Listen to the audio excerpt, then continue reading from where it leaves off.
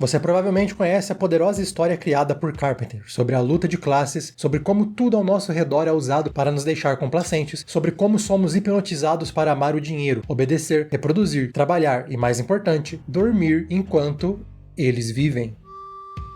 Um dos melhores filmes dos anos 80, um dos melhores de Carpenter e um dos melhores da ficção científica, Eles Vivem é uma combinação incrível de sátira, crítica e cafonice que torna ele uma mistura inigualável. Mas a ideia não é original de Carpenter, não totalmente. Talvez você nunca tenha ouvido falar do nome Ray Nelson, escritor responsável por 8 Horas da Manhã, a história que é a base de Eles Vivem. E ainda mais do que isso, o seu conto de apenas 8 páginas pode ter ficado mais relevante hoje do que o próprio filme mais famoso. Mas ainda mais importante do que isso, Nelson tem uma pegada importante, mas talvez esquecida na ficção científica, tendo inspirado não apenas Carpenter, mas até partes memoráveis de Star Wars. E pra mim, ele também escreveu talvez a mais agoniante história de alienígenas e horror corporal que eu já li. De contrabandista de livros censurados, a influência para Philip K. Dick, até ao criador desse chapeuzinho que você com certeza já viu em vários lugares. Boas-vindos ao Central Pandora, eu sou o Matheus e hoje vamos falar sobre um autor importante, mas esquecido da ficção científica, porque hoje eu estou aqui para explorarmos um pouco mais a história da ficção científica e falar sobre Ray Nelson. E já acabaram os meus Ray Nelsons.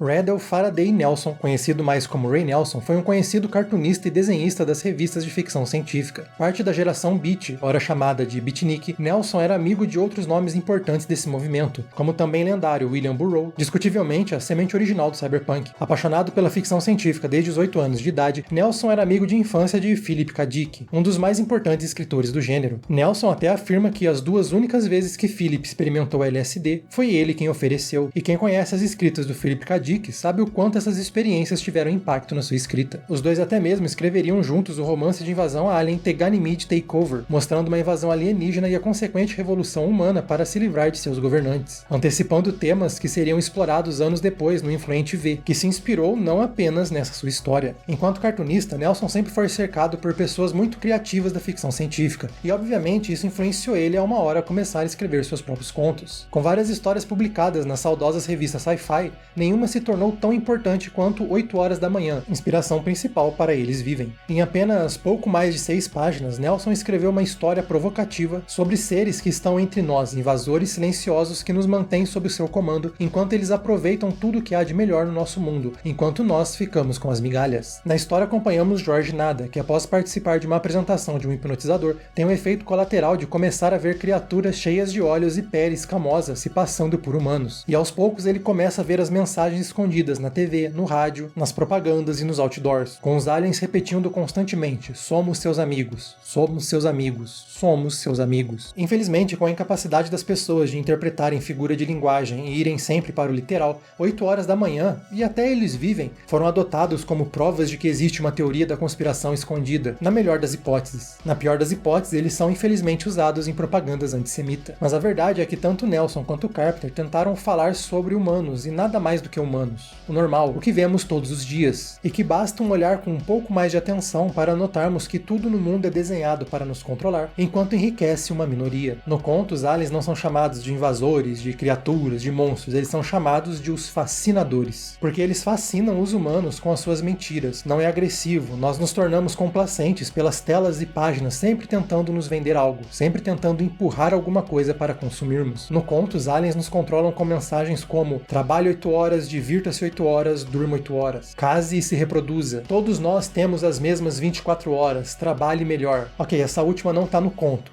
Mas se eu não tivesse falado, você perceberia? 8 Horas da Manhã não é sobre aliens escondidos entre humanos, sobre um terrível cabal sobrenatural na sociedade, mas sim das verdades que estão na nossa frente, mas ignoramos, convenientemente. É sobre como somos controlados constantemente através daquilo que nos fascina, daqueles que ficam garantindo que são nossos amigos, mas estão nos fazendo não ver a verdade e lutar as batalhas erradas um com os outros, e não contra eles. Let's make some money. You can have a little taste of that good life too. Now I know you want it. Hell, everybody does.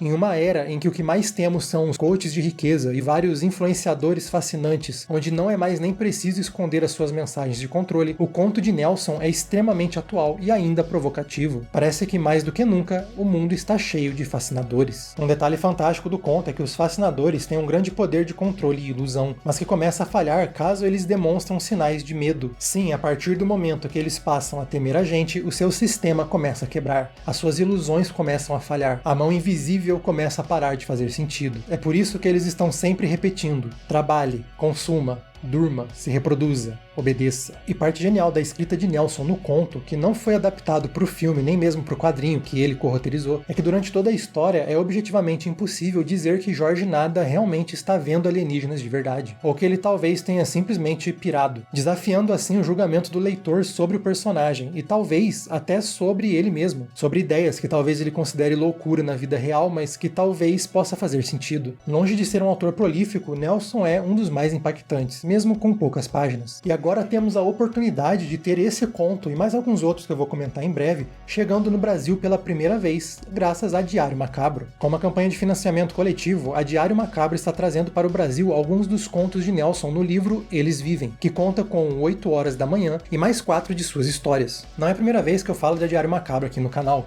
Eu já falei sobre essa versão de O Enigma de Outro Mundo, que é uma tradução do Frozen Hell, que é uma restauração e uma expansão de Who Goes There de John Campbell. E é uma edição que eu realmente gosto muito, tanto pela tradução quanto pela qualidade da impressão. Recentemente, a editora vem lançando livros que influenciaram diretamente a carreira de Carpenter. Eles Vivem é uma grande oportunidade de resgatar e ampliar o alcance de um genuíno gênio da ficção científica, que infelizmente foi ofuscado e talvez até um pouco esquecido, com diferentes níveis de apoio, com diferentes recompensas, incluindo um óculos do Eles Vivem que alguém poderia muito me dar de presente. Por favor. A campanha deles no Catarse é realmente uma baita oportunidade para quem quer se aprofundar na ficção científica, incluindo os seus cantos mais escuros. É um projeto que eu realmente adoraria ver financiado, é parte importante da história do gênero. E não só isso, mas essa edição conta também com um texto na contracapa assinado pelo próprio Carpenter. Por isso, caso você seja um grande fã da ficção científica e principalmente de Eles Vivem, não deixe de clicar no link na descrição e conhecer esse projeto no Catarse. O livro, que além de Eles Vivem, também conta com outro conto que eu acho maravilhoso de Nelson, talvez a pior distopia já escrita. E se o mundo fosse o Twitter?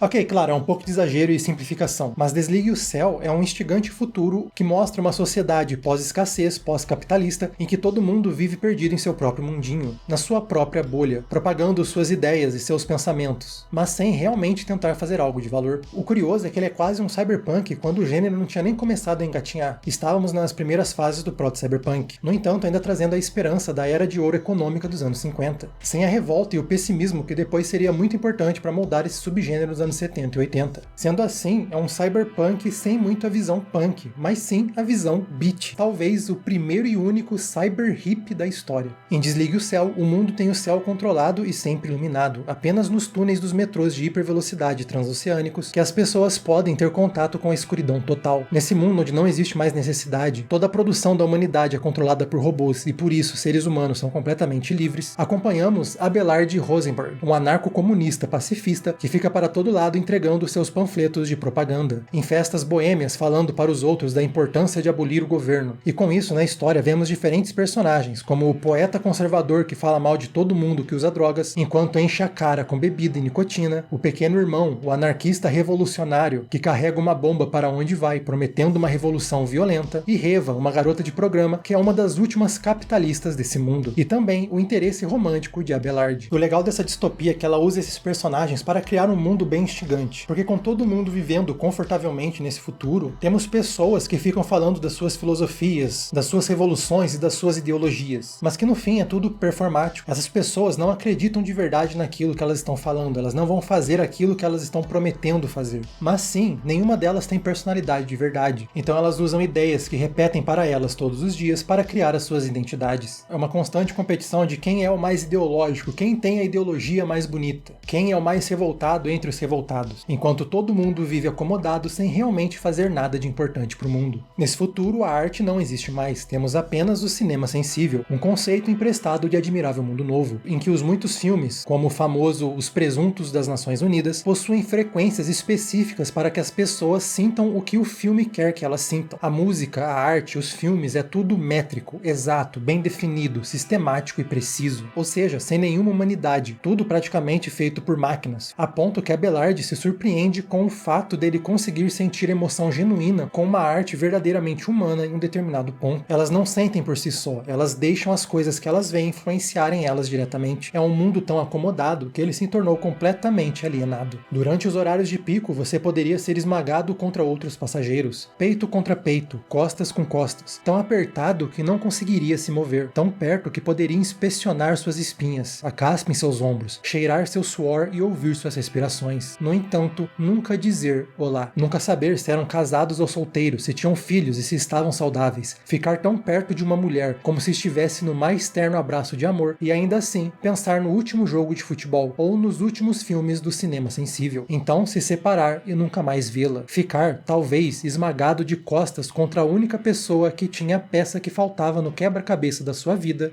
e nunca saber disso. Um mundo completamente alienado, de pessoas desconectadas, tão desconectadas que tudo se tornou completamente artificial, incluindo as próprias emoções. Humanos artificiais vivendo sob um céu artificial que nunca apaga. O que muda a perspectiva de Abelard e consequentemente a do próprio leitor é quando ele encontra com Reva, uma mulher que é completamente livre dos tabus que ele acredita e valoriza. Uma mulher que o desafia intelectualmente, emocionalmente e também sexualmente. Com isso, Desligue o Céu é um grande manifesto pela conexão com a arte, conexão com ideias, conexão com as pessoas. Isso lá em 1963, mostrando o quanto a humanidade sempre repete os seus erros e como Nelson estava bem de olho neles. Mas o meu conto favorito de Nelson, e que felizmente está nessa coleção, que pra mim é a sua melhor história disparado, é Comida. Um conto de uma ida a outro planeta que deu errado. Uma história que mistura elementos da biologia especulativa com o horror corporal. De início, eu tenho certeza que, mesmo subconsciente, George Lucas pegou algumas ideias desse conto e usou em Star Wars, como por exemplo um planeta com 2 sóis, um amarelo brilhante e um vermelho um pouco mais opaco, e uma cena em que um personagem nota que o chão está se movendo de forma estranha e ele atira nele para descobrir que algo muito maior está por perto. Mas esse não é o ponto alto de Comida. Comida conta a história de um último astronauta de uma tripulação que, após ver o seu último colega morrer devorado de dentro para fora por causa de umas criaturas colocadas no seu corpo por um mosquito, ele decide tentar suas chances fora da nave, não querendo se render e se entregar para a morte. Então vemos a sua jornada entre as rosas canibais, flores que cantam, e o seu encontro com um dos monstros balões que flutuam pelas brisas desse planeta. Ele é bem curto, ele tem cerca de 8 páginas, mas as suas 3 últimas páginas em especial são uma aula de horror corporal, de agonia, quando vemos o personagem principal tendo que lidar de perto com um dos monstros balões. Até agora me dá um pouco de gastura quando eu penso nos detalhes dela, e que não fica só no horror corporal, que nas suas últimas linhas se desenvolve para um belo terror psicológico e existencial. É uma das melhores conclusões que eu já li, e que infelizmente, se eu falar muita coisa, eu acabo dando spoiler, estragando a experiência. Eu realmente acredito que ler esse conto é uma experiência que não dá para ser substituída. Ray Nelson é uma daquelas peças importantes para todo esse gênero que parece ter escapado pelas rachaduras do tempo, mas que tem em suas páginas publicadas algumas das mais instigantes ideias da ficção científica moderna, antecipando até mesmo outros importantes trabalhos futuros, e diretamente inspirando outro grande nome do gênero a criar uma de suas melhores histórias. Nelson faleceu em 2022, aos 91 anos de idade, e segundo ele mesmo, a sua maior conquista foi ter desenhado pela primeira vez o boneco com hélice. Séculos depois de todas as minhas escritas serem esquecidas, em algum canto da galáxia, um boneco com hélice ainda vai girar. Mas eu realmente espero que muito mais do que o boneco seja lembrado no futuro. E eu fico muito feliz da Diário Macabro estar trazendo parte importante da história da ficção científica aqui para o Brasil, e principalmente confiar na gente para falar sobre um autor tão fascinante. Por isso, não deixe de conferir a campanha no Catarse, e talvez ajudar garantindo uma grande adição à sua biblioteca. E claro, além da Diário Macabro, eu quero agradecer você que assistiu esse vídeo até aqui. Continue ligado no Central Pandora, porque estaremos sempre por aqui, trazendo entretenimento de todas as galáxias, e um agradecimento ainda mais especial aos nossos apoiadores, que ajudam a nossa nave a navegar pelos muitos universos da ficção científica, como os nossos primeiros imediatos, Mestre J, Joel Melo e Nostromo, os membros da Ponte de Comando, Daniel Souto, Saren e Pedrox, e os oficiais de ciências, Luiz Carlos Matos, André Oliveira, Gustavo Agiberti, William França e André Pena.